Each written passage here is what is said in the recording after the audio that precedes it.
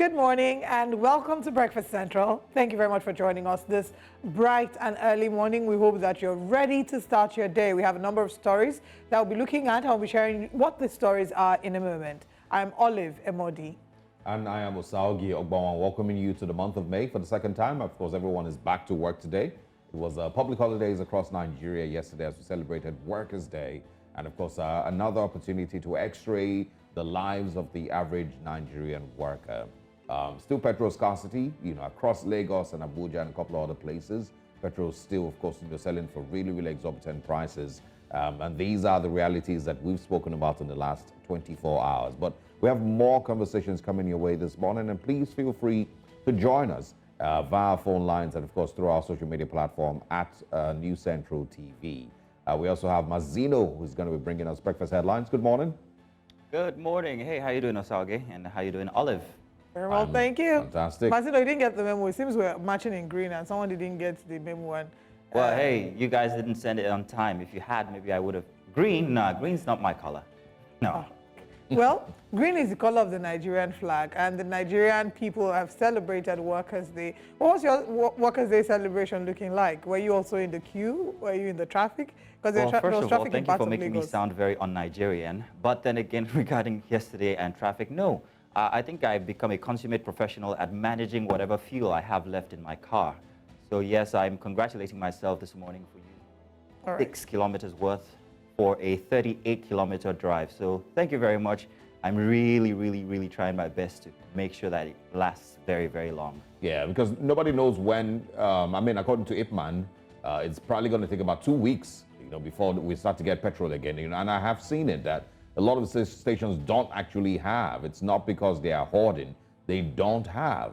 And so, no one knows how long it's going to take. If everyone is going to run out of petrol and then we're all just going to be stranded, nobody has any idea. And so I totally and completely advise managing the petrol that you have, because you have no idea when next you will get. I feel like people are going to have to turn petrol out of their generators into their cars at some point, just so they can move their cars. I already have that plan. We'll start carpooling. Maybe my producer who's watching this and who's in the studio will be picking me from my house and bringing me to work and then That's back. if he has.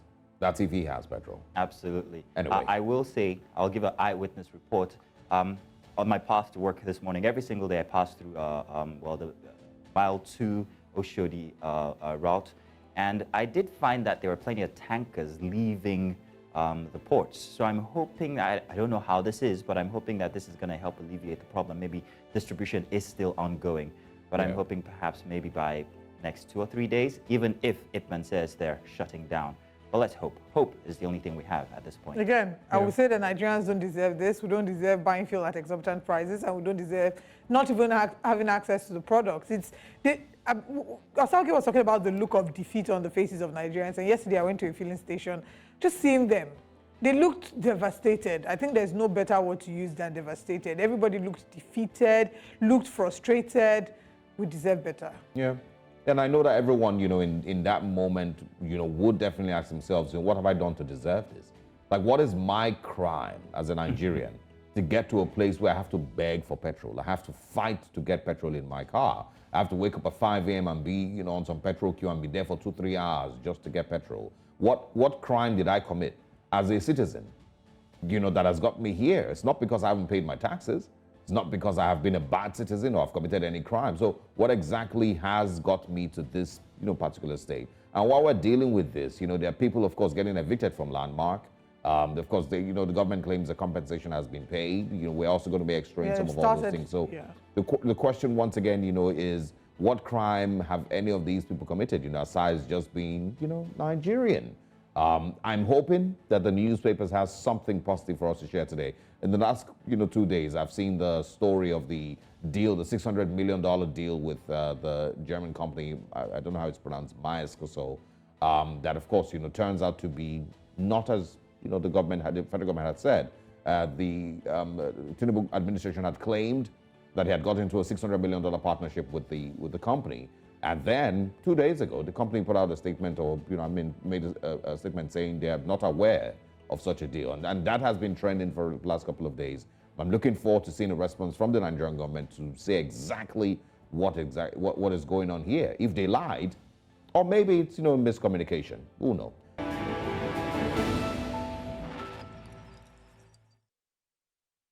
Hello and welcome to News Central Now. My name is Mizuno Appeal. The headlines this morning begins in West Africa. Well, Nigeria's House of Representatives has called on citizens to remain calm and not resort to panic buying of petrol as the challenges responsible for the long queues being witnessed in many petrol stations across the country have been resolved. The chairman of the House Committee on Petroleum Resources Midstream and Downstream gave the assurance while briefing newsmen in the nation's capital, Abuja, saying that its investigation to provide a solution to the situation confirms there is currently adequate supply of the product. In the meantime, commuters in the Federal Capital Territory, FCT, Abuja, and other cities across Nigeria have bemoaned the hike in transportation fares owing to the current fuel scarcity. Queues have worsened in many fueling stations across the country, with Abuja as one of the worst hit areas. While some motorists were lucky to get fuel at some retail outlets for between 700 and 1,200 naira per litre after hours of squabble, others were not so lucky as many retail outlets were shut, with their excuses being supply challenges. Nutritionists say the consequences of malnutrition should be a significant concern for policymakers in Nigeria, which has the highest number of children under 5 years with chronic malnutrition in sub-Saharan Africa. This is according to the Demographic, Health and National Population Commission. Dr. Colin Sakano, chairman of the Nutrition Society of Nigeria Lagos State Chapter, while speaking at the inaugural Nutrition Summit in Lagos, said an estimated 2 million children in Nigeria suffer from severe acute malnutrition, but only 2 out of every 10 children affected is currently reached with treatment. Nutrition is a very serious problem, public health concern in Nigeria. From the statistics we have, we have about 37% of Nigerian children who are malnourished. And there's something we call the triple burden of malnutrition, which is undernutrition, overnutrition, and the hidden hunger. Nutrition plays a very vital role in the productivity of the economy. So starting from families at the local level and also at the national level in terms of productivity. Why did I say that? For let's start from children. Children that are breastfed, that are fed with healthier, locally homemade food, they tend to meet up their developmental milestones even better. Now, when a child or an adult or a teenager is fed better, they are able to perform better, they are able to improve on their cognitive skills, and that way they are able to earn more. Breakfast Headlines continues in East Africa, where dozens of tourists are stranded in Kenya's world-famous Masai Mara National Reserve after heavy rains caused the river to overflow, flooding lodges and camps. Local authorities estimate that nearly 100 tourists are affected. Torrential downpours linked to the El Nino weather pattern have battered much of East Africa, damaging infrastructure across Kenya. The flooding has cut off roads and bridges, making it difficult to reach those stranded in the reserve. And in a related development, Kenya's President William Ruto has deployed the military to evacuate everyone living in flood-prone areas after 171 people were killed since March as torrential rains pounded the East African country. Seasonal rains amplified by the El Nino weather pattern have devastated Kenya, with floodwaters engulfing villages and threatening to unleash even more damage in the weeks to come. In the worst single incident that killed nearly 50 villagers, including children, a makeshift dam burst in the Rift Valley before dawn on Monday, sending a torrent of water and mud gushing down a hill and swallowing everything in its path. Na shida hii ambayo imetokea Kenya, tumepoteza watu zaidi ya 171 kufikia leo Kenya mzima katika sehemu mbalimbali kwa mambo ya mafuriko. Na kwa hivyo sio jambo rahisi. The mapping that has been done on all fragile areas that are prone to landslides and flooding, we are asking every Kenyan in such areas to leave, because the forecast is that rain is going to continue and the likelihood of flooding and people losing lives is real.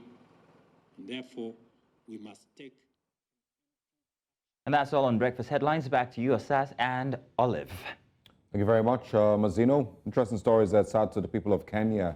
You know that it seems like that crisis is not, the flooding is not completely over yet. The president, of course, they're saying that the rains will continue, and so, people need to relocate. But also, I said yesterday that a lot of, members of Nigeria's National Assembly haven't actually had to queue for petrol in a while. That's why, they make these statements. They, according to the news, have done their investigative work and seen that there is enough supply. But, you can't convince the average Nigerian to just relax because of how dependent his everyday life is on petrol. For those who have cars, for those who have businesses that they need to run, those who run in transportation business, everybody needs petrol. And because you do not know if you will find it tomorrow, everyone is, there's always going to be panic. Even if you have half tank, there would be some panic, because you do not know. You're going to wake up tomorrow morning and realize, oh, all petrol stations aren't selling. And next thing we have another 1 month of scarcity. So it's almost a trauma response for the average Nigerian. And that's why it feels, or it can be called panic buying. But it's a trauma response because of how much we've had to deal with the scarcity. Now, I hear what you're saying about the situation here in Nigeria. And of course, yes, you are correct. However, I wanted to point out something regarding the Kenyan instance here, what's happening with the flooding in Kenya and the President, William Ruto. Did you guys notice the first-person response that he's giving to the disasters that are happening? These are foreigners who've only just come for a good time. They're caught out while they're inside of the reserve, but they've deployed the military. They've even airlifted about half of them out of the reserve. I'm wondering, if I went over to the Yankari Game Reserve and anything happened, would anybody perhaps maybe say, oh, let's help these guys that are stranded there? Or would they say, who sent you? Are you talking about from kidnappers now or rain? Wow. Shots fired. You have a two-pronged problem here. If you're talking about Yankari Game Reserve, it's not just rainfall you're talking about. You may not make it there in the first place. Yeah, you're correct. You're correct. Just a reminder that we need to prioritize the lives of the citizens. We always ask a question on Breakfast Central: what is the life? What is worth the life of the, or what is the life of the average Nigerian citizen? What is their life What's it worth? Right.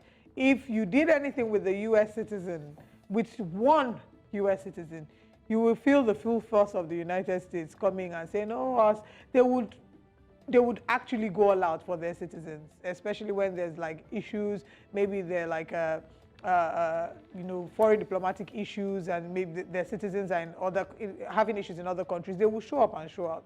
And in cases of crisis, we see when they show up for their citizens. That's not to say that the United States is perfect, because I'm just putting that out there before Salge comes with his United States vendetta. Now, because just by you talking, I can immediately call 3 names that they abandoned in their time. Yeah, I have the fear of abandonment, by the way. So you know what? Yeah, I have the fear of abandonment. Forget how explorative or how adventurous I am. I do have that fear of abandonment sometimes. Well, then you shouldn't be in Nigeria because. Anyway. Thank you very much. Thank you so much for bringing us Breakfast Headlines, and yes, we do hope that our government pays attention. We wish the people of Kenya the best, and I hope that Nigeria is taking notes, because climate change effects does not only affect Kenya.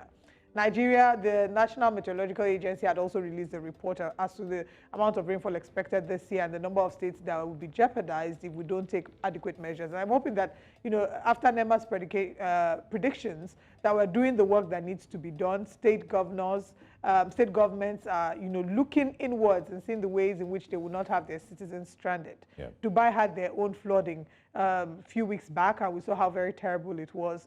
It will touch everybody, really. But what we then need to do is to prepare to ensure that we do not leave our citizens stranded. But we'll see how it goes. See you around, Mazino. Thank you very much, guys.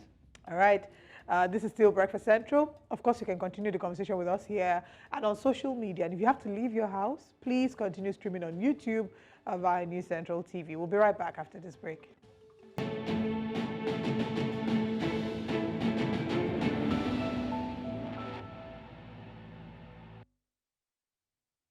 Nigeria's House of Representatives has called on citizens to remain calm and not resort to panic buying of petrol, as the challenges responsible for the long queues being witnessed in many petrol stations across the country have been resolved. The chairman of the House Committee on Petroleum Resources, Midstream and Downstream, gave the assurance while briefing newsmen in the nation's capital, Abuja, saying that its investigation to provide a solution to the situation confirms there is current and adequate supply of the product. News Central's Joseph Idong reports. The press briefing was called by some members of the House of Representatives. On behalf of the House of Representatives, The chairman of the House Committee on Petroleum Resources, Midstream and Downstream, says that the House engaged with relevant stakeholders and that the issues responsible for the scarcity of petrol are currently being resolved. we have in the last few days reached out to stakeholders in the petroleum distribution value chain, the Nigerian National Petroleum Company Limited, NNPCL, Nigerian Midstream and Downstream Petroleum Regulatory Authority, NNDPRA, the Petroleum Product Retail Outlet Owners Association of Nigeria, Petron, and the Transport Workers Union, to mention but a few. We have engaged extensively with them with a view to ascertaining the cause of the resurgence of fuel queues in petrol stations across the country. While expressing concerns, the committee frowned at the activities of middlemen taking advantage of the situation and assured Nigerians that the logistical challenges have been resolved. The challenges that caused the destruction was the logistic issue, and that has been handled with the maritime shuttle vessels as we speak. The lawmakers also urged the Nigerians not to engage in panic buying. As a country, we have a storage of over 1.5 billion liters, which can be last for at least over 30 days. More products are arriving, and more products are on the high sea. Obviously, it will take a few more days for things to return back to normalcy. Therefore, we call on Nigerians not to panic over these developments. We have, like we said before, gotten assurances from the regulators and the unions that these challenges will be cleared in a few days. It will require more time, like 2 or 3 days, for product to be distributed to all stations nationwide. It is almost a week now since the Nigerian National Petroleum Company Limited claimed that the issues causing the queues have been resolved. But yet, the queues are still there. And with the House of Representatives giving the same assurance, all that Nigerians will be hoping is that in a few days, they can walk freely into petrol stations and buy products without stress. In Abuja for News Central, I am Idong Joseph. Thank you very much, Idong Joseph, for that report. And Osage, we did see the report. There were explanations given as to the investigation they had done and how it would take a few days for this to clear. But I think that it's easier said than done. Nigerians right now don't even want the explanation of do not panic buy, because we've seen this repeated over and over again. This year alone, there have been repeated incidences of fuel scarcity. So it's easier to tell people not to panic buy, because in time past, when you told them, oh, we are resolving this thing in 2 days, it was resolved in 2 days. We haven't seen a pattern of trust that says you have this thing on, you have it on lockdown, you have the situation on lockdown 1, 2, you understand what we're going through, because these people are removed from the reality of the average Nigerians. We talked about this yesterday, and the question we asked was, when last did any of them go to the filling station to queue for fuel? At this point when Nigerians are, like, we literally have to pray. I woke up yesterday morning praying that I will see fuel to buy. How many of them ever have to go through that? So it's easier when someone who is in the thick of it with you, who is suffering it with you, then says to you, oh, we've done the investigation, this is what will happen, and then we will resolve it in 2 days. And that's because they've done it in time past. I think for me, the challenge really is the disparity between, or the difference between their statements and IPMAN. IPMAN has said that it will take about 2 weeks, that, the refineries in Europe are doing turnaround maintenance, and NNPC also had logistics, challenges and one thing or the other, so it will probably take about 2 weeks. They're saying it will just be a couple of days, and that there's, billions of liters of supply that are on their way. Vessels are on their way to the country and all of that. So I'm not sure who Nigerians are to believe at this point. Maybe their representatives, and of course, discard what IPMAN has said. Nobody knows, who exactly. But in the interim, because there's none of them really that you can hold completely to account, Nigerians will continue to panic buy, because that's the only way that they can survive a situation like this. So we'll see. The next couple of days will let us know where we are. But in the current, in the interim, manage the petrol that you have. That would be the advice that I have for every Nigerian. Right. Now, Anyway, As fuel scarcity continues to bite harder in different locations, the federal government says that it has begun a 15-day emergency fuel supply to ensure the commodity circulates across the length and the breadth of the country. The federal government further stated that vessels importing premium motor spirit, PMS, will continue to berth at the shore to discharge petrol to different depots from where the products will be distributed to different filling stations. Now, this is coming after the House of Representatives Committee on Petroleum Resources, Midstream and Downstream had on Wednesday assured Nigerians that the long queues at filling stations across the country will disappear in the next 1 or 2 days, stating that the logistics problems that led to the fuel scarcity, causing untold hardship among Nigerians, had been resolved. Now, joining us this morning is our correspondent in Abuja who has been following this story very closely, Marvelous Obomanu. Good morning, Marvelous. Good morning. Good to have you. What's the situation in the FCT? You know, they always seem to have it seemingly worse than here in Lagos. Is it, you know, still the same thing currently? Are people still struggling to buy petrol? Well, what I can confidently tell you is that in the last 1 week, residents here in Abuja, Nigerian's capital, have been finding it difficult to get this premium motor spirit. Any filling station you see that is open, that is dispensing this product, you will see how residents will converge on that particular filling station like this, and then you see snake-like, queues stretching for like maybe 100 to 200 meters, and everybody trying to, rush to get the product.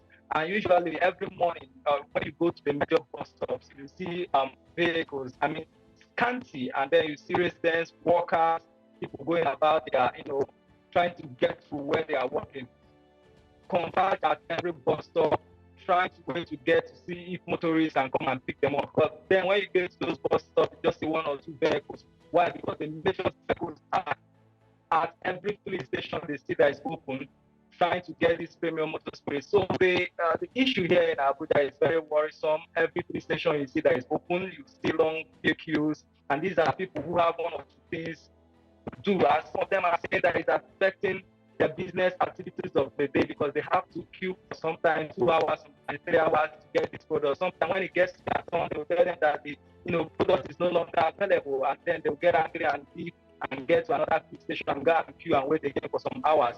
So the situation here is stopping, and the last 1 week, you could see the economic projection here we have in Unfortunately, we're having challenges with Marvelous's audio. We're hoping that we can sort it out and then we can get back to the conversation again. But yes, it would seem that what the FCT is experiencing is no different from what we're experiencing here in Lagos, Nigeria. Different parts of the country have fared differently. Yesterday, we had Chinwe Ugele join us from Abia State, and what we saw in Abia State was that they didn't experience the fuel scarcity that we were experiencing there. Some parts of the country are not biting as hard, but Lagos and Abuja certainly seem to bear the brunt of it all when it comes to fuel scarcity in the country. Very true. Of course, these are, seemingly 2 of Nigeria's, I would say mega cities, maybe not the FCT in that regard, but, still. But it is still a mega city. Okay. So typically, I think when things are happening in Nigeria, the 3 states you would look out for would be Lagos, Abuja, and Port Harcourt. Rivers, okay. Yeah. Maybe so Kano sometimes. Yeah, and see how. And I did see pictures from Kano State, and I saw a really long line of these tricycles, also queuing for petrol. There's also places where they're queuing for water. But for me, it's really just a reminder that we are still in 1984. Well, we're still in like 1822. If we still have these these are still the types of challenges that Nigeria is still dealing with in 2024. In Benin, I know family back at home are complaining that they haven't had electricity for like 2-3 days. And this is 2024. We still have not been able to go beyond or go above a certain caliber of problems. It's tough. It is really, really tough. But of course, like we said, the whole idea of do not panic buy, that wouldn't work. Nigerians, are reacting to trauma, and the trauma of getting frustrated out of, not having petrol in your cars. The trauma of waking up one morning and you can fill your tank, and then 3 days later you get to the petrol station and realize that there's no petrol anywhere, and now you're stranded. And so everybody will, do what they can. And petrol is a very, very important aspect of Nigeria's economy. People need to move around. Transportation businesses need to work. On a personal basis small as well. businesses need to run, need to run also. So it is extremely, extremely important, to almost every individual. The prices of transportation now, of course, are going to skyrocket. So the fact that you're not driving doesn't mean you will not be affected. Price of goods and services will definitely also, increase. So it's tiring. Right. Marvelous, I think you can still hear us. Claire, can you hear me? Yes, we can. I think it's better now. Go ahead, please. All right. Just as I was saying earlier, the situation here is not different from what we're seeing around the country, and where we're seeing serious long queues, within and around the city center. You see people every morning, they go to available filling stations who are dispensing this product. They go and queue and wait sometimes 2 hours, 3 hours before they get this product.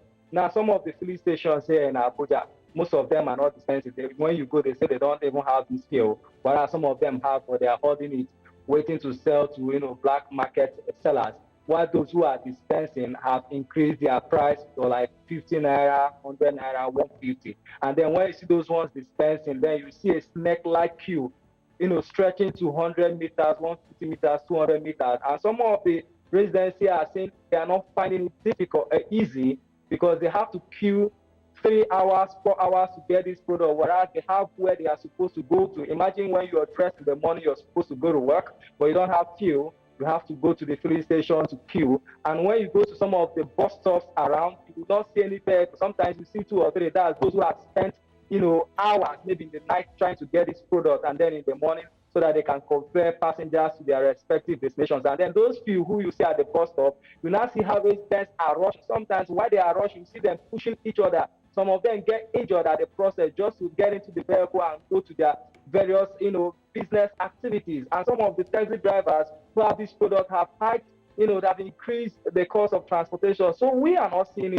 it easy here in Abuja. It is the same way in some parts of the country, but here, major in Abuja, whenever you see these issues of resurgence of PQ, sometimes it takes up to a week or two. Like in the last 1 week, I can tell you, residents are not finding it easy here in Abuja, because they are saying that they can't go out in the morning, get to their destination on time. The long PQ has also caused, traffic around the city center. So it's either you don't have the product, or you queue at the filling station, or traffic will hold you down. So either you're buying the product, or you're having a ripple effect of the long PQ, which is causing traffic. So it's either you wake up very early in the morning to get to wherever you're going to, or then you have to wait long hours at the bus stop to wait for those who must have bought the product. So the situation is not easy for residents here in Abuja, especially Nigerian workers.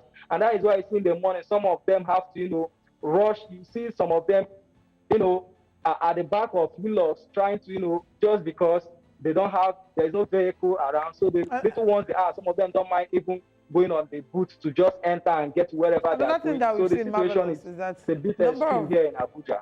Oh, another thing we've seen is a number of Nigerians, more of them have started to explore the concept of walking because they're trying to conserve fuel. But talk to us about the 15-day emergency fuel supply that the federal government has spoken about. How accessible do you think this will be, and how much of a relief do you think it will be to Nigerians? Well, if that happens, it will help most of the residents here in Abuja, especially Nigerian workers, so that they can just drive into the police station, get this product. A lot of them are saying that they don't even care how much is being sold, that they just want it to be available. And then when if this happens, fine, good. Most of workers here will have a relief, because it's not been easy for them here. But the truth is, some of these filling stations who are not dispensing, they actually have this product, but they are holding it, trying to sell to black marketers. And as you can see, black marketers are now holding sway here in Abuja. Just from the video, you see that any filling station you go, you see black marketers, making a kill by raising the price of this product for those who cannot wait at the filling station to get this product. But there's another challenge. We're having climate change, see heat everywhere, and then you can't fathom how these people store this fuel. Some of them who are selling this don't even have house to stay. So sometimes they just find a corner to put this fuel, which is not even healthy, which is risky. somebody can be smoking and be passing, and then you stop here somewhere, and the thing will just catch fire. And we are seeing a lot of fire incidents in Lagos. So people, these black marketers are now taking over the police stations, selling at an exorbitant price, and then we'll have issues with the storage. How are they storing this fuel? And we know how risky it is to store fuel in some of these areas that are not even well planned. You see where some of them are staying in just makeshift houses, and then you see them store their fuel just close to their bacha or thatch house, and it's not secured. So that's the issue we're facing. All right. Marvelous. Thanks for stopping by and, of course, helping us monitor the situation in the FCT. We, of course, on behalf of, all the Nigerians, we hope for relief in the next couple of days, according to what the National Assembly has said, and, every other interested party trying to sort these issues out. Thanks for stopping by. We'll speak with you again. My pleasure. All right. Now, moving on to another story. The federal government's recent announcement of a 35% salary increase for civil service personnel has drawn criticism from Joe Ajaero, the national president of the National Labour Congress, NLC, who called it mischievous and insisted that the minimum wage should not go below 615,000 naira. Ajaero underlined the necessity of a living wage that will sufficiently meet employees' fundamental necessities and prevent them from having to borrow money or go hungry. He bemoaned the government's inability to get the organized labor back to the table following their submission of a report outlining their proposal for the 615,000 naira living wage. The NLC president, of course, went on to deconstruct the suggested pay, pointing out that it would cover 615,000 naira in total for housing, utilities, transportation, healthcare, education, and other expenses. The latest pay rise from the federal government, which ranges from 25% to 35%, is applicable to several pay schemes. But Ajaero contends that it falls short of meeting workers' essential needs, raising concerns about the government's commitment to workers' welfare. Joining us this morning is Tommy Etim Okon, who's the first Deputy President, TUC. Good morning, Mr. Okon. Mr. Okon, good morning. Can you hear us? Yeah, might be having a little struggle with the connection there, but while we wait for that to be sorted out, it's mostly a conversation about the government's offer of 25 to 35%, pay rise for civil servants versus what the NLC and the TUC, of course, are demanding. Some Nigerians have said that it's wishful thinking, expecting the federal government to afford 615,000 naira minimum wage. More than just wishful thinking, it's totally dreamy. It's impossible. It's unrealistic. The word that has been used a lot more. Then there's those who say, well, it's negotiation. If we say 615 and you say 300, it's somewhere. But I don't even know that the Nigerian government can even afford 100. All right. Mr. Okon, good morning once again. Can you hear us?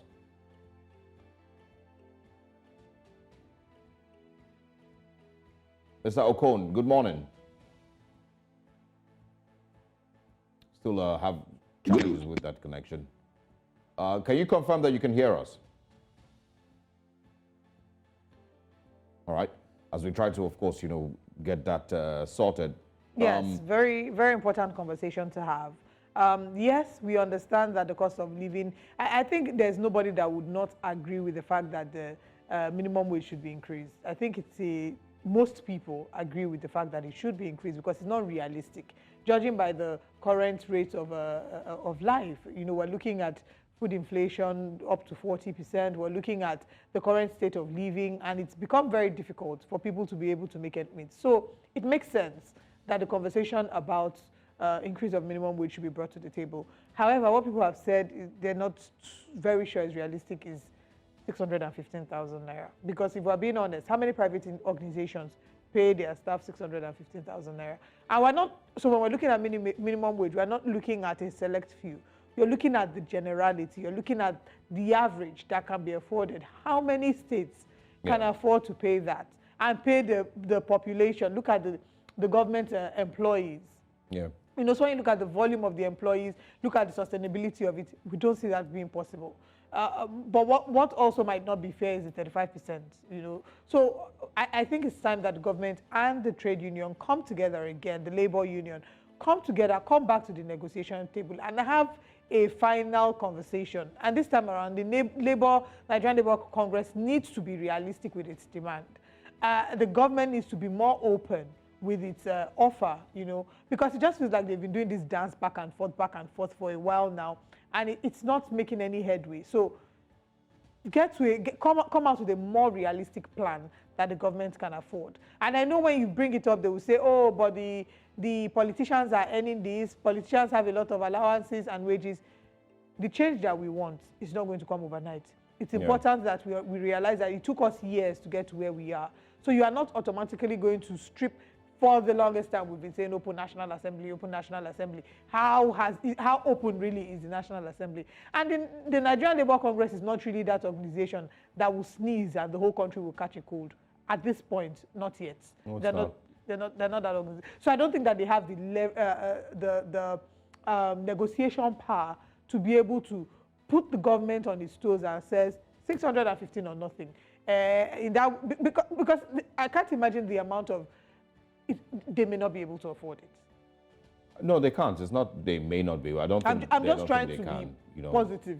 Yeah, and of course that includes, you know, like you've mentioned, you know, the different states across the country. Some of them, you know, took a while before they were able to move from 18,000 naira minimum wage to 30,000 naira minimum wage. And some of them are still in salaries. Yeah, and these are states that aren't even, or still aren't even self-sufficient. They still rely heavily on federal government, you know, allocation every month. You know, so imagine those states now, you know, that can't even afford 30,000 naira comfortably by themselves, having to afford 100,000 or 150 or even 300, talk less of 615,000 naira minimum wage.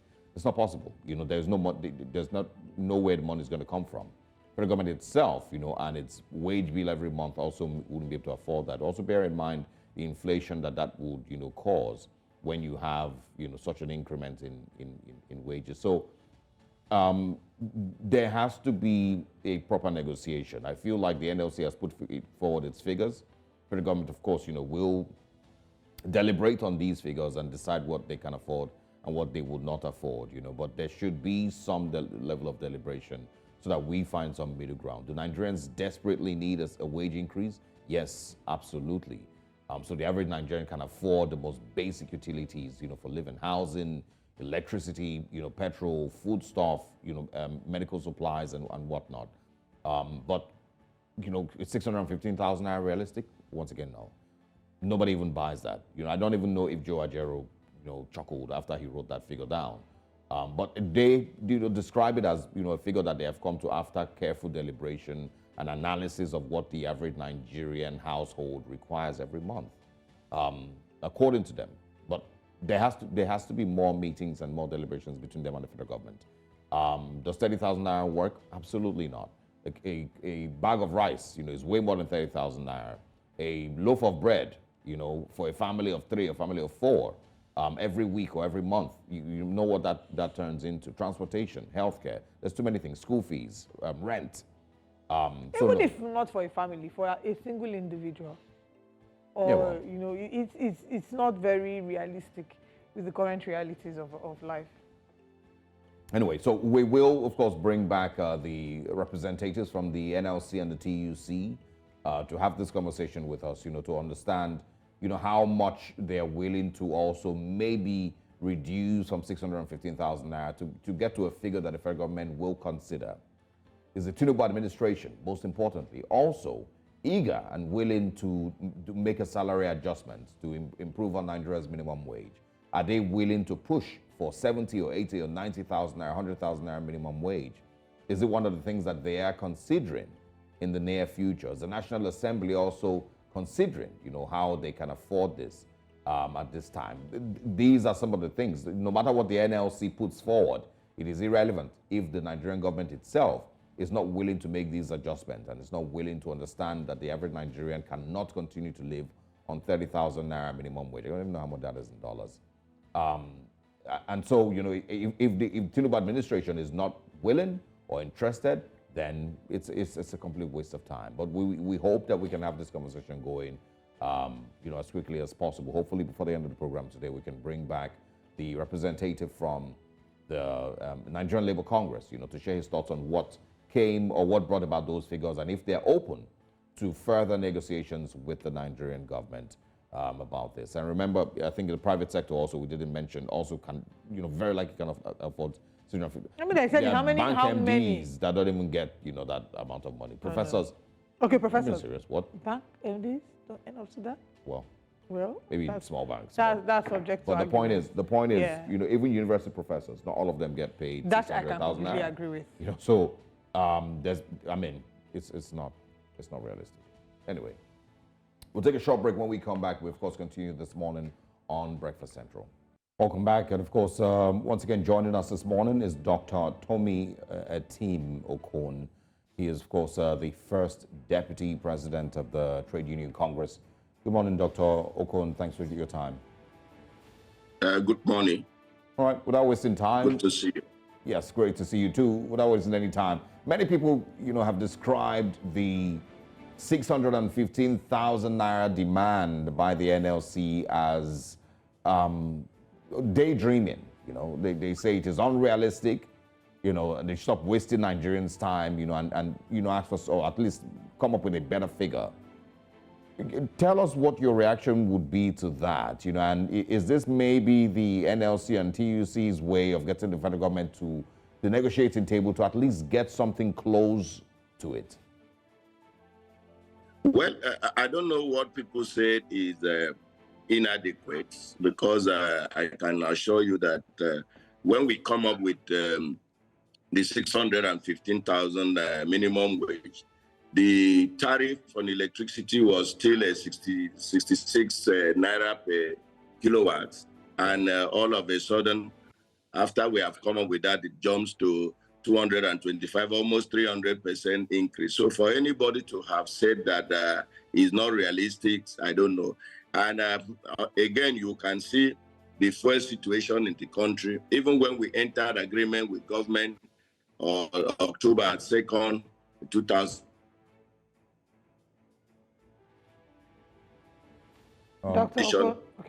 This have not come to the fore. And if you look at aggregate of this, you look at the variable we have used to arrive at that, taking cognizance of accommodation, transportation, education, and of course, even the food, you will find out that we have come to the barest minimum. And that is what we present. Let government also come up with their own. Then we...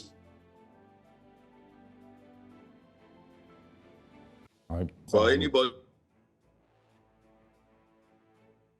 Still, having a slight challenge with the connection with Dr. Tomi Etim Okon, who's the first deputy president TUC. While we try to reestablish that connection, he, of course, is defending the 615,000 naira minimum wage demand by the NLC and the TUC. And like he said, when they made that demand, electricity was still being priced at 66 naira per kilowatt. Petrol, of course, was, still, something around 600 or less than 600 naira per liter. But now those things have changed. So maybe we should be looking at a million naira minimum wage at this point, since electricity is now 225 naira per kilowatt. So it might have even increased. Dr. Okon, welcome back. Go ahead, please. Thank you. So these are the issue, because we don't just make a proposal. We base it, on our due diligence. We've done the markets, analysis. We've seen the cost of living. There is no way you can get a room in, today for less than 200,000 naira a year.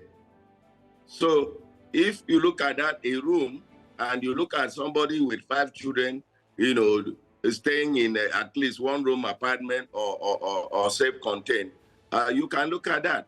Because you look at the cost of building material today, how much is cement? How much is rod? No landlord will give you a house for free. Government is not doing it free, as it used to be the case. So just to jump in, the reason they call it unrealistic is not because the cost of living hasn't skyrocketed to the most insane figures that we've seen in Nigeria's history even. That's not the argument. The argument about it being unrealistic is because they realize, or people have seen, that the federal government is struggling to even pay 30,000 naira. States are taking loans upon loans to even pay 30,000 naira minimum wage. You know, and now imagine them having to pay 100,000 or 615,000 naira minimum wage. That's the reason, you know. And so, what would your response be to those who say that they've not even been able to pay 30,000 naira? How can they pay 600,000? My brother, the state government just paid them. The 30,000 we are talking about, it wasn't in this kind of economic situation. Don't forget, then first subsidy was still in full. Mr. President told us that they have saved so much from removal of first subsidy, over $1 trillion a month. So if that happened, what are you telling us? And the state government, they are coming to Abuja to collect so much from the facts, and they are telling us that nobody will say that, you know, because to understand their body language. And so you can see Edo state governor recently just moved from 30,000 to 70,000. That tells you that if the governor want to pay, they pay. You know, how many routine of aids do they have? Do they even look at how much they use from their security vote that they are now securing everything? We're not going to talk about that. But let us not be sentimental or emotional about it. Let us be realistic. If government really want to give a living wage, a good minimum wage must come to the fore. Otherwise, you know, you have opened a recipe for mass corruption and of course, industrial crisis. Still looking at the affordability of 615,000 naira as demanded by the labor union, how do you think that the private organizations will be able to fare with this? Because you know that would set the benchmark for how the salaries should be structured in the private sector. And if you look around, there are not a lot of people who are in these spaces that are even earning as much as 600,000 naira, talking of 615,000 naira. So how do you think that the private sector will be able to fare? Do you think that the private sector can match this minimum wage, can afford it? As I speak to you, there are some private sector that paid more than that. Let me tell you, you see... I agree with you that there are some. I'm looking at the majority. Excuse me, the law establishing minimum wage also have exceptions. So there are exclusions. And when we come to that, we discuss that in detail. And I can tell you, I am a chairman of the subcommittee on exclusion, you know, so I know what we are talking about. And we have engaged them. And we are getting to the same page. It's about negotiation. Let them also come up with what they have, and then we meet at the equilibrium. So we had a guest on the show 2 weeks ago who did argue that 615,000 wasn't quite realistic. And then, you know, we asked what a realistic figure would be, and the person said 90,000 naira. Would you agree with that figure? He's entitled to his opinion, but that is not acceptable to us. Yeah. Okay. All right, let's just talk about the NLC and the TUC and, you know, the support, you know, that they currently enjoy across the country. You know, some would argue that they haven't been able to achieve much, you know, with regards, you know, the rights of workers and the labor force across the country. You know, some have even said that the NLC has gotten itself more involved in politics than than with, you know, fighting for the average Nigerian. Do you think that the NLC today has the support of Nigerians across the country, and, you know, Nigerians will come out, you know, in support or rally behind the NLC to make its demands clear to the federal government if need be? Well, I'm not a spokesperson for NLC. As you rightly know, yes, you're with the Trade Union Congress, president of TUC. Yes. But when it comes to organized labor, you know, we believe that a people united can never be defeated. And anytime you see the TUC and NLC working together, we achieve what we want to achieve. But let me also say that NLC is also entitled to their decision and opinion, because they are also a center, organized body. So, you know, it's not that we dictate what they do. They don't dictate to us what we do. But I know when it comes to national interest, we come together to fight the cause. And I can tell you, with the present leadership of TUC, Comrade Festus Osifo, coming together with NLC, when we have a cause that affect the national interest, there is nowhere that we cannot achieve that. Don't forget, even when we took a decision, we shut down the entire airport here. You know, when Joe Ajero was maltreated in Imo State, and you know, the government and even the populace felt the impact. You know, we are not dabbling into politics, but you know, our focus is what we can put on the table for the workers and Nigerian masses in order to turn around the socio-economic situation. Yeah, but the reason those questions are coming is because, of course, well, like you said, you're not necessarily speaking on behalf of the NLC, which I agree. But is there moments in the last, let's say, 5-6 years that you can point to that the NLC and the TUC have come together, Joe Ajero and Professor Osifo, you know, or even prior to Joe Ajero? Is there moments, you know, that you can point to that they have taken a stand and been able to fight for the Nigerian people and, you know, won? Yeah, let me just take you back couple of weeks back when government tried to renege on the memorandum of understanding we had 2nd October last year with regard to payment of 35,000 Naira wage award. You know, we issued the ultimatum jointly, and it didn't take government 2 days to start the implementation of the 35,000 wage award. That shows you that if we are united in a cause, we achieve what we want. So it's not about you know, looking at what we have achieved together. And if also we must note, the mood of the nation determines how we move. Because let's look at when Mr. President removed the fuel subsidy. If Labour has insisted then, a lot of people, what is happening today, the queue we are seeing today, people will have passed blame on us again and said, if we have allowed to remove the fuel subsidy, they wouldn't have been queued. These have surfaced even since 1994. During military era, the government have not had the way out of this kind of quagmire situation, because they need to redirect their policy and then let it be all inclusive to see. So it's not about us fighting. It's government doing the right thing and government involving us in most of the policy direction, because some of us are well informed, I can tell you. But when government decides to take a decision without involving us or embark on policy somersault, it is there and there they will now look at if the organized labor are united to. No, we are not such a people. We engage government strategically, not until we go on strike before we get things done. No, but I think that the only language government here is strike. All right, what's the way forward now? So you've you've rejected, the Trade Union Congress has rejected the 5% increase, and you're asking still for 615,000 Naira. So what's the way forward now? Please, let me correct the impression. Okay.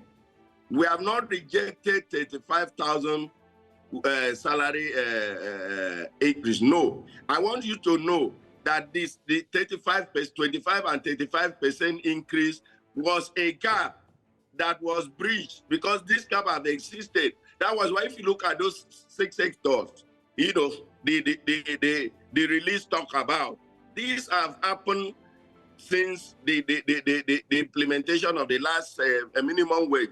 So because civil service were not considered on that, those companies, compost and the paramilitary and so.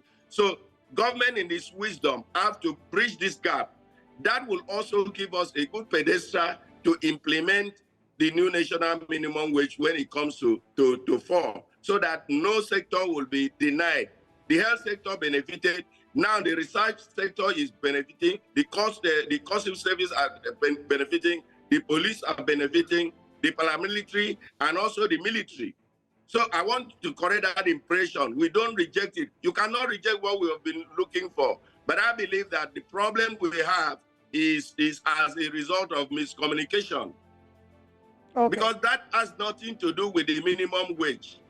The 35% and 25% has nothing to do with the minimum wage, please. Thanks for clarifying that. And now, going forward with your 615,000 request, what I'm asking is, what are the next steps? Well, the committee is still meeting. The subcommittee are already in the field. And I'm sure the next meeting, the report of the subcommittees will be turned in. And thereafter, we start to debate. We want to see what government is bringing. We have brought our own. Let government also bring their own. We look at that from that premise and then arrive at the acceptable minimum wage that, is a constitutional matter, and that is the way to go about it. And don't also forget the minimum wage expired the day before yesterday. Yeah. All right. Dr. Tommy Etimokon, the first Deputy President of the TUC, thank you very much for joining us this morning on Breakfast Central. Thank you very much. I'm glad I joined eventually.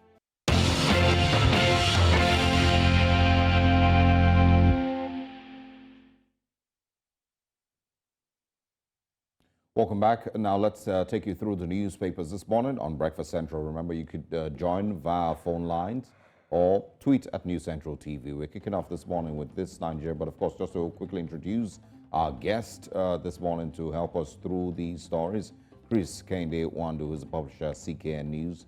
Good morning. Thanks for joining us, sir. Thank you very much for having me. Good All morning. right. Straight to it. We're starting off with This Nigeria newspapers this morning. It says, of course, splashed on your screen, Labour demands 615,000 naira minimum wage, gives federal government May 31st deadline to effect payment, describes 35% pay rise as mischievous, calls for immediate reversal of electricity tariff hike. And also the president says, we're committed to workers' welfare. OT rejects NPC's previous population figure on Abia. And also, Nigerian teen killed in London as UK police identify victim of horrific street attack. Very sad story 2 days ago. Devaluation of the Naira created biggest mess in 2023, says Dangote. And also no compensation for landmark over Lagos-Calabar Coastal Road project, says Umahi, Works Minister, accuses Peter Obi of inciting Southeast citizens against the federal government. Too many of them very interesting. Where would you like to start from? Well, the obvious has to be with the May Day celebration and the promises made by the federal government and other state governments on the issue of a minimum wage. Just a few hours before the May Day celebration, the federal government came up with this circular of an increment of 35% for federal civil servants within certain categories, and about 25% for pensioners. And the Labour came out yesterday to say that that was not what was agreed. In fact, that there's no agreement yet. That what the federal government did was just a mere academic exercise. They're pushing for about 600 and something thousand as minimum wage. So, and they've given the federal government up to the end of this month to do something about it, or as usual, they will go on strike. But to me, the cherry on the cake for me was the announcement by the Edo State governor some few days back. Yes. 70,000. 70,000 from what it used to be. And others some people have been saying that it's political because of the election, and I said no. Because about 2 years ago, remember vividly, this same governor, 2022, he also raised it to 40,000 when others were still struggling to pay 35,000. In fact, the last report I have is that over 17 to 18 states are not paying the minimum wage as it is presently. But it shows the level of leadership in Nigeria, because if governors are saying they cannot pay or they've not been able to pay, and in the last close to 1 year now, there have been about 300% increment in what they get from FAC, then you ask yourself, what is happening? Because they are part of the clique that supported the removal of subsidy. Remember immediately that the governors forum came out to say, yes, that is right, because they knew they're going to get more from the federal allocations. But if they have not been able to, and I just look at, if you look at 35% increment from 30, you're talking about maybe about 10,000 naira increment. What is that? That to me, now we're not talking of minimum wage, we are talking of living wages. Because there's no way anybody can live off 35,000 naira, even 50,000 naira as it were. Because looking back, by May 29, 2023, prices of petroleum products had gone up, through removal subsidy had gone up close to about 300%. Just 3 months ago, there was removal on electricity. That also went up by about 300%. But You are adding about 10%, and we're only talking about the federal, certain categories of federal workers. So it's neither here nor there. I think that this negotiation should just go as quickly as possible so that the federal government will come out with a categorical statement on how much. But rounding up on that, I am still of the school of thought, I continue to say it, push this, that we're in a federation. States should be allowed to decide what they can pay. Not somebody living in Abuja. Yeah, just hold on. Elder David, good morning. Good morning, sir. All right, quickly, please go ahead. Thank you very much, sir. Happy New Month. Same to you. The good government of people have offered the union. I am a member of a union before in the railways, in the airways. What they have offered, it may be temporary, but what I expected the union to do now is to accept immediately. But how many states will it pay? And we should all remember that it was when the APC came in 2015, they increased it from 18,000 to 30. How many states are paying it today? No, it's a question. Then this government still coming now. They have given it 35%. Then there is no transport this thing there. People should know that. There is no transport now housing another. It's not the basic salary. And how many states are going to pay it? But I should expect the present union, if actually they are not playing politics, like what I always say on this platform, they should appreciate what this government is doing. When this government says something, they do immediately. They are not like the past PDP government we have that actually deceive us. And whatever they said, they will do it immediately. And they should equally remember, it's not only the workers that matter in this country. What of the old pensioners? I am involved. I'm a pensioner myself. We know what Obasanjo and Atiku did to us. When he closed down 34 parastatals and make us jobless, we're not receiving our pension. And what of the jobless youth that could have got work from all those parastatals in millions every year because their children don't work in public service. They are taking care of their assets all over the whole world. Let us appreciate what this government have done. The best we have so far. This government is ordained by God and they will rule 2031. Thank you very much for calling. Every one of you. Thank you very much. Thank you very much for your contribution. Do you agree with him? He says we should appreciate. It's been rhetoric. What the government PDP deceive you, this is obvious, you know where it's coming from. So people like that, I don't take them seriously. But it is his opinion, he's entitled to it. The fact is that the fact remains that this government came in and removed the subsidy on petroleum products. And that in itself has spiral effect. That is why we're having the problem we're having presently. Even at that, reports they have it that the government is currently paying subsidy. And it's a fact. El-Rufai came out to say that nobody has debunked what he said. And he seems to say that we are paying more on subsidy now than we were. So what are you talking about? He's talking about that 35. He says he's a pensioner. How much is he getting as pension? Yeah. So now we are talking of living wage. I don't know when he retired, but the fact remains that I asked how many people can live on 35,000 naira, or let's also even say 40,000 naira. Going to work alone, you spend more than 40,000 naira. And so what are we talking about? Now, the fact is that is a disparaging, in as much as I'm not defending labor, but the fact is that they still remain the union. They still remain Nigeria's union, labor union. They only have the negotiating power to negotiate with the federal government. We as individuals cannot do that. They can only but to do that on our behalf, which is why I said that I hope that this negotiation, they might be asking for, when you say 600, for personal, I feel that is not realistic. Yep. But right. I don't think that 600,000 is realistic. But what do you think is realistic? I don't. Personally, I just think that 100,000 naira, for me, is a realistic figure. For a start, is a realistic figure for a start. All right. As minimum wage. That is my personal opinion. Quickly, before we move to the punch, your thoughts on the Lagos-Calabar Coastal Highway, brouhaha. Yeah.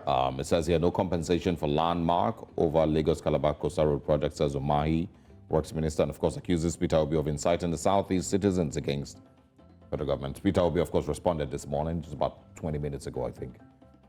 Anyway, by the Land Use Act that was promulgated in 1978, my knowledge of law is serving me right. Give the power on land issues to the government, mostly the governors, and also the federal government. And the federal government and the state government can acquire any land at any time for purposes that they believe that is for the good of all. But the caveat there that they must pay compensation. Yeah.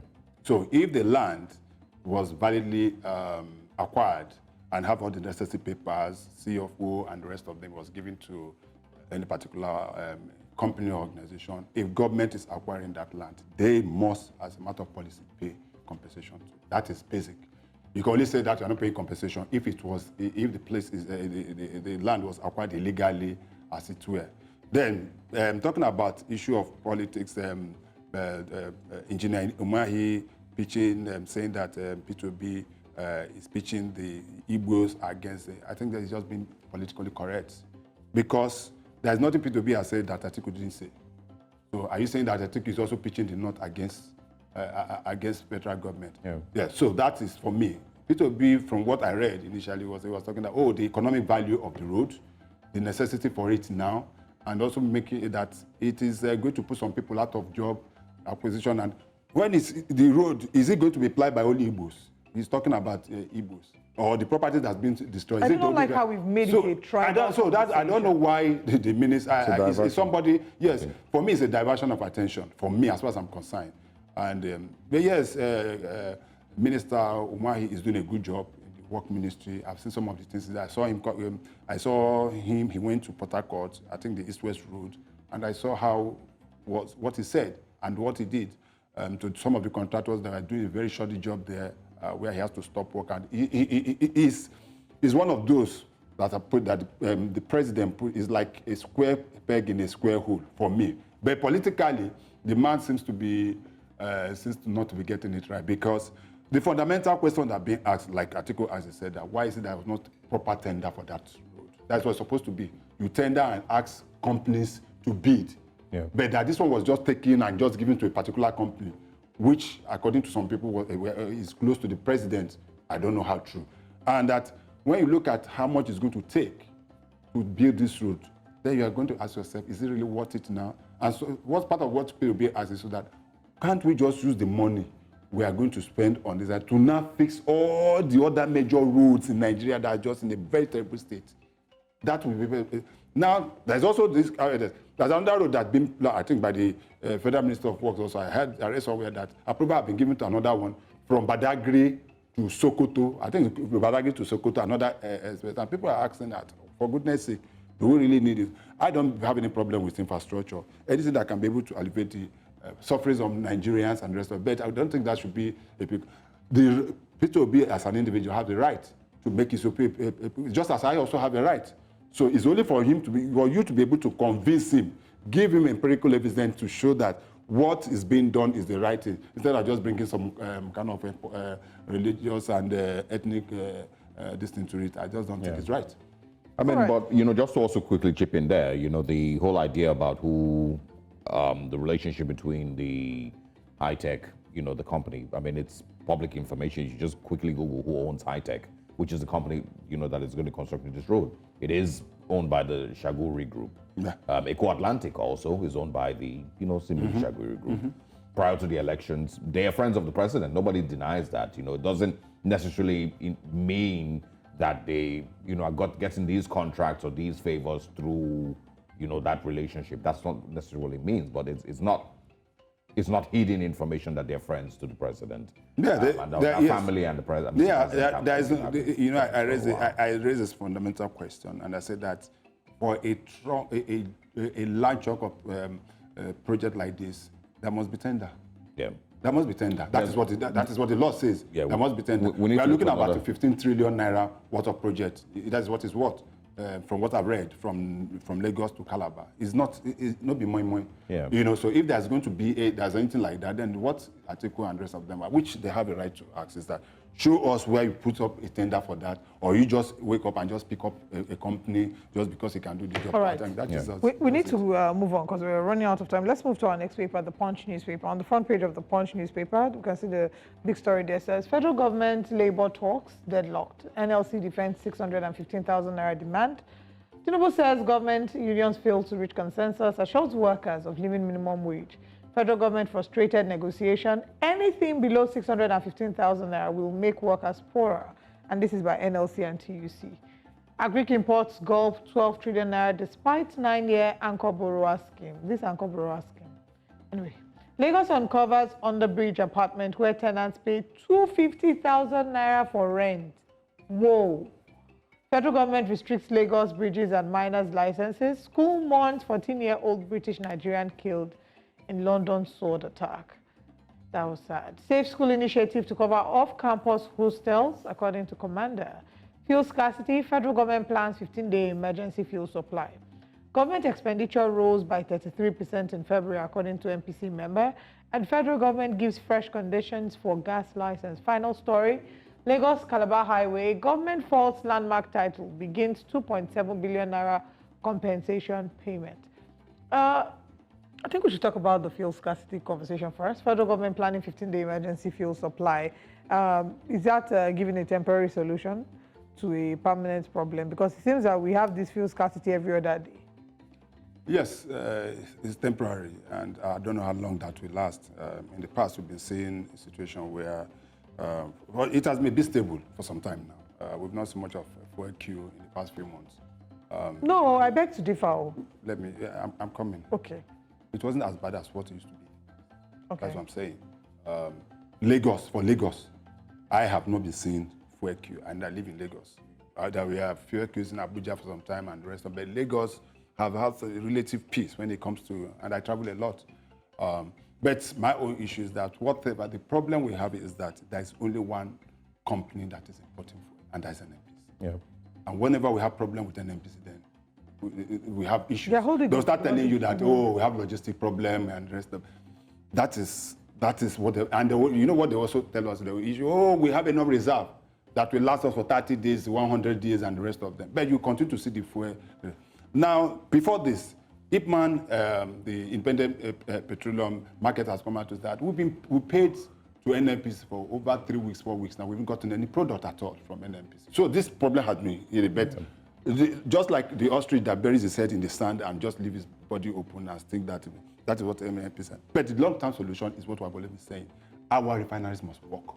We cannot remain consistently depending on importation of petroleum products. We were told that the Port Harcourt refinery will come on stream by December last year. It didn't. We moved it to March. Till now, nobody's saying anything. So we cannot continue depending on importation. This is one of the few countries in the world that produces crude oil but import petroleum products. And people have been saying, oh, government have no business in business. I say it's a lie. Aramco is the biggest oil company in the world, and it's owned by the Saudi Arabian government. Yeah. I'm sure you have seen the control room of Aramco. Where at that control room, you can see every single drop of petrol, crude oil that is being drilled, that is being transported. Every technology took over. Nobody is doing that here. Instead, we are talking about, if you see the level of crude theft, we see large chunks of ships coming in, stealing millions and millions of them. Now we still say that, oh, we have even gone as far as contracting individuals to be able to police some of this, and we still see this. Nigeria cannot meet its OPEC quota when it comes to oil production. But coming back to this, until we be able to fix our refineries and make sure that our refineries are working, this is just a step. You will be shocked that tomorrow again something will happen. They say we're having logistic problem, and that is the issue as it were. So even if they clear this in the next 2 weeks, within the next 1 month or two, there'll be a problem. We were depending on Dangote refinery, but had that been the solution? And all the other refineries that had been promised to, they had promised us that some refineries would have started. And that's what, no, I said it earlier. I said we were promised that Port Harcourt would start in December. It didn't start. They moved it to March. It didn't start. So the whole equation was to finish Port Harcourt, move to Warri, then do Kaduna. Yeah. But even at that, if you look at the age of those refineries, some of them are as old as 60 years. So what also means is that we have to get new refineries to be able to. And this was talking about, is there a $3 or $5 billion contract that the Buhari administration? Is it not every year? Is it not every year that we try to turn around something that doesn't turn? Yeah, I just wanted to also mention, that we seem to have just ignored the fact that Tompolo was given is it 1 or 4 billion naira contract every year? To monitor pipelines. Are you for a 1 billion? It's not 1 billion. It ran into billions. It's running into billions. It's not billion. And that was why I said, Yeah. you know, I said that a private company. It was given now, whatever they call it, was given it. But even at that, we still see that there's a lot of stuff going on in the Niger Delta. And this thing does not, and you remember vividly last week or thereabout, the former governor of Bayelsa State, Siraki Disse, came out and made an allegation. He wasn't joking. He wasn't joking about it. He said that certain big men in Abuja and Lagos are responsible for the theft of crude in the Niger Delta. So definitely that means we know. Yeah. Okay, this is an ongoing conversation. Even if they mention names and they say they know these people, what will be done about it is another We must question. have the political will to do it. Yeah. Well, anyway, that one is a conversation for another day. It's always a delight to have you, CK, and thank you for joining us. Thank you very much. All right, this, of course, is still Breakfast Central. We're going to break. When we come back, we'll look into more top stories this morning. The federal government on Wednesday started compensating property owners who lost their properties due to the demolitions necessary for the building of the Lagos-Calabar Coastal Highway, which runs from Channel 0 to Channel 3. The compensation payments total 2.75 billion naira. Works Minister David Umahi disclosed this information in a statement on Wednesday at a stakeholders meeting in Lagos State.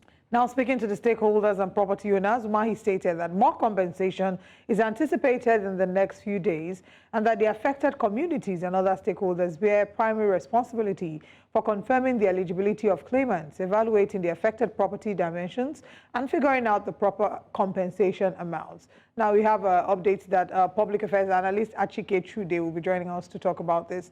Good morning, Mr. Achike Chude. Thank you very much for your time with us this morning.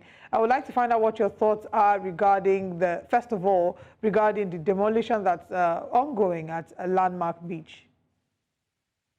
Yeah, well, you know, demolitions like this can be very traumatic, especially if the people had not been carried, you know, along. It puts them in a very difficult situation because they have to, you know, carry on the act of a daily living. And so when you disrupt somebody's life in such a very rude manner, you know, without adequate notice, it becomes a problem. Though sometimes we also see on the other side that even when government informs people about, you know, construction exercises that would disrupt maybe their homes or offices and all that, there's always a tendency for them to say that they were not told on time. But the government on the other, you know, side, we tell you that they have given them adequate notice over a period of time and all that. So that's just the issue. But then again, the issue of this coastal road is something that came out of the blues, at least in terms of this administration. It's not as if it's a new thing. Other administrations have looked into the possibility of doing these roads. Obviously, there are great advantages to be derived from ensuring that the roads are constructed. It opens up the space to all manners of social and economic activities also, and then makes movements also much easier. But you know, the whole thing really, it seems to be something that you know, just came out of the blues. And again, they are talking about compensation. I would say that this is perhaps one of the fastest issue of you know, compensation, you know, that we have seen in this country. And I'm not just saying, because the tendency is that government would always go ahead with, you know, maybe demolishing their private properties, and then maybe many months or many years down the line, they begin to talk about compensation. So obviously they have given it some thought before embarking, you know, on this issue. I think that what arises really would be the issue of ensuring that people are adequately compensated. I mean, if you're talking about a property, you know, that has a value, a financial value of about maybe 2 million, are you going to end up giving the owners about 300,000? That will not be fair. That will not be just. And that would be inhumane. So it is about who is doing all of the assessments about the value of these properties, and how much percentage, you know, of the value of properties are they going to be given. So these are the issues. Anything far below the true worth of this of the values of this property, I think would be an unjust act on the part of the government. Also bear in mind, inflation figures and of course inflation considerations rather. Absolutely. Whatever it is that Absolutely. they used to build those properties 10, 15 years ago is not the same price now. So, yeah, I say absolutely. If you are talking about equity, if you're talking about doing, adequately and justly compensating the owners of these properties, you need to sit down with them. You need to bring in the experts. Let them first of all evaluate based on today's realities, the true values of these properties. And then you now sit down with them and, ask yourself, come arrive at a justifiable conclusion. That would be good for the government and that would be good for the people. What I hear the minister talking about sacrifice and all that. Yes, people need to make sacrifice for development, but government also needs to make sacrifice to ensure that the people are adequately taken care of. Mr. Chude, which is something that I wish we'll have time for. I don't know if we will. To ask the question about sacrifice for development, and being able to prioritize projects, federal government projects for the greater good, side by side with tourism, because Landmark Resort is one of Lagos State's biggest tourism destinations, somehow, some way. So how do we manage having both? Do we are we always quick to destroy something of that magnitude, to build a road? I mean, how beneficial will that road be, to the greater good? But there is that. But before we get there, I want you to speak on something else. There's been a lot of controversy surrounding the whole conversation. The bidding process, with high tech, first of all. Lately now we've started having conversations about the environmental impact assessment that, maybe wasn't done. The federal government has not been able to provide the documents showing that they did an EIA assessment or AIA and EIA, for that property before going ahead to start the demolition. Just yesterday, they put out the letter that was done for scoping. I think that's what it's called. The scoping workshop, which was just carried out on the 18th or 20th of April here. And they already started demolition. So there's just a lot of things that don't seem to be in place. What do you think is playing out here? Yeah, well, I think the government has a lot of explaining to do, no doubt about that. Because, when people, and it's not about castigating people or vilifying people because people have expressed their right to an opinion. And then, if it is not, these things do not smell right, then people must talk about it. I think that is, what needs to be done. The government needs to provide the right kind of explanation. Obviously, there are so many rules and regulations that have not been adhered to by the government. The issue of even adhering to the bureau, the principles at least, or the provisions of the bureau for public enterprises with regards to contracting, these things were observed in the breach. And so it becomes a very big, problem. The government has to explain each of these things that you're talking about. There's so much, precipitous movement with regards to this particular issue, as if decisions had already been made, and regardless of what anybody does, the government will simply go ahead and do what they want to do. I think it is absolutely not right. And obviously the government is in breach. Everything. I don't know how they are going to be able to provide some of the things that people are beginning to ask for. But when the government shows clearly to the citizens that it cannot implement its own laws, what do they expect the citizens to do? So these are some of the things. It was not subject to bidding, competitive bidding. If it was, let us see it. Because there are provisions, in the Bureau for Public Procurement about such things, especially gargantuan, exercises. You have to be able, even to do newspaper publications, you need to let, the people know about what you intend to do. We need to know who the bidders are and the basis on which, high tech was chosen for this. I'm not sure that all of these things were done. And that's why a lot of talking points have been generated as a result of this particular issue. And I think it is unfortunate that we continue to move along this path of, we would say, a default, at least on the part of the government. The government has, I don't think they have done their due diligence with regards to this particular project. Well, There's more to look at on that conversation. We're going to follow up with the disbursement, and also I wish we had time to talk about why we've made it a tribalistic conversation, but I think that'll be a conversation for another day. Mr. Chikechide, thank you so much for your time with us this morning. It's what the politicians do, most unfortunately. That's their game plan. It's always that they forget the issues and begin to go to other things that are not of relevance, that end up dividing the citizens of this country. We don't need this division by the political class in this country. We need to build a united base for Nigerians. That's the only way we can move forward as a country. All right, thank you very much for touching on that. All right, I'll see you around, Mr. Chikechide. Now let's see what Nigerians are saying. Still looking at the landmark issue, we're going to be heading to social media and seeing what exactly Nigerians are saying about this on X.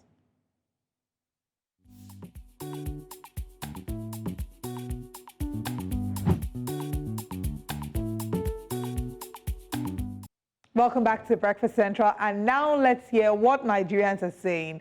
We're looking at the story of the demolition happening at Landmark Beach, and of course, Nigerians have reacted differently to it. There's also been information about the compensation fees that have, of course, started being paid by the Minister of Works, and this was announced yesterday. But let's head to X and see what Nigerians are saying about the demolition. Let's share with you the tweets regarding Landmark. Here are some of the tweets, and this one is from the Pillar of State. It says, blocking their access to the shores is tantamount to abrogating their business. I know some powerful figures are behind this. I've never seen this level of envy and covetousness on a large scale before. Anyway, investors are watching. Let's see who's around in a decade. And this is in reaction to the Minister of Works saying that they're not touching the properties, that they're, of course, just affecting the beach alone and they're not touching the property. So he's saying, if you're touching the shores, you're touching the beach, it's of course going to affect their business. Let's look at the next tweet. The next one is from Ibikunle. The landmark issue reinforces one thing. You can't leave governance to people who do not appreciate wealth creation and nuances of global trade. It goes further to say, if the facts are correct, the whole scenario should have been handled differently to manage investors' confidence in our markets. Let's look at some more tweets. This one is from It's Well with Imo. Demolishing foreign investments and asking you wants to come and invest. No be juju be that. All right, I'll still check out more tweets here. This one is from Landmark Africa. Now, this is, of course, Landmark's reaction to what exactly has been going on. They say, what a journey. What we built in 6 years was destroyed in 6 hours. We are overwhelmed at the show of support we have received from Landmark citizens and our partners. Thank you for standing with us and believing in our mission and cause so far. This is not the end, Landmark says.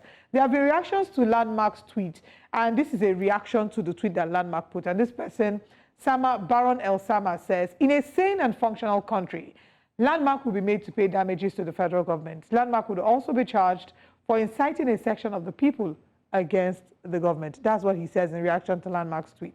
We have, I believe, 2 more tweets to take. And I am Real One Bello says, I try to avoid this Landmark discussion because Lagos State government knows how to egg people on. They hold events there, celebrate the investment there, and now suddenly remember that there are infringements. We should not allow scale of investments like that in the first place. And this is the argument that a number of Nigerians had, that why even give the permit and the approval in the first place if you know you're going to come back and take it away? Final tweet, Tosin Adeda says, Dave Umahi could have decided to take the 250 meters from the shoreline and touch on critical infrastructure owned by Landmark. But logic, compassion, and common sense prevailed.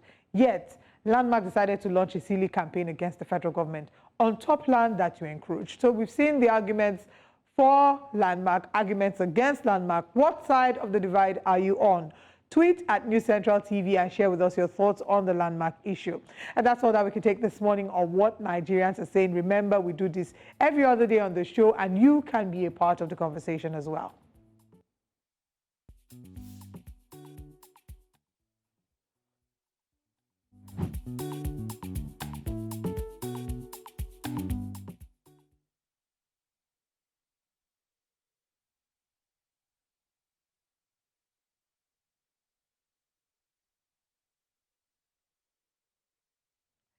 And we thank you very much for joining us on today's episode of Breakfast Central. We'll be back again same time tomorrow, 7 a.m. to 9 a.m. West African time for our final episode for this week. Until we come your way again, I am Olive Emodi. And I am Osaogi Ogbawan. See you tomorrow. Bye-bye.